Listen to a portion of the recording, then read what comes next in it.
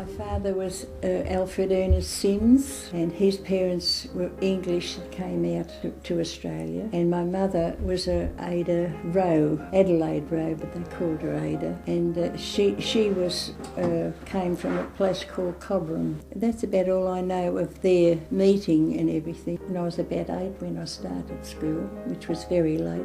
But my mother taught me a lot. She taught me how to count and how to halve things.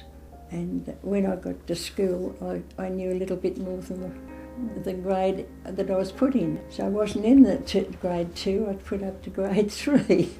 So I was very proud of myself. So I never had very much money. We were sort of on a farm. The farm was made by my English grandfather, and he was given blocks in those days to get the country sort of personalised into homes and that, and he was given this lovely ground. It was in Kinglake West, and he turned that into a beautiful orchard like they had in England. You know, they started off with apricots and Jonathan apples and cooking apples and Gravensteins, which originally came from Tasmania. And I used to help pick the apples when I was a little girl. They had to be wrapped in tissue paper, and they supplied the tissue paper, the wholesalers. And I used to put my hand out and put the tissue paper in, and my mother would put the apple in, and I'd wind it up and put it in the bag.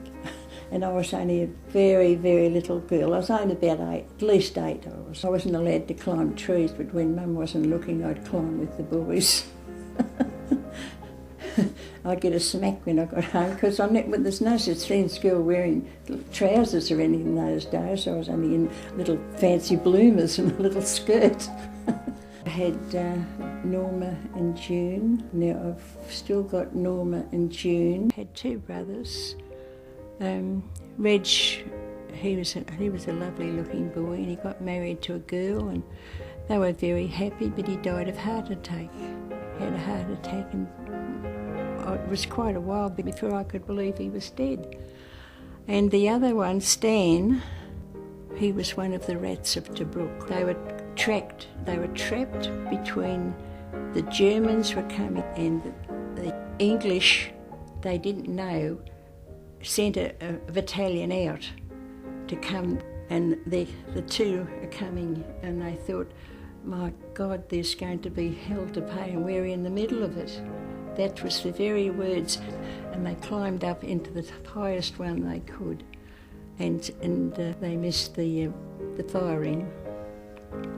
But there was another English battalion coming up, so the foreigners just disappeared. They made sure they got away.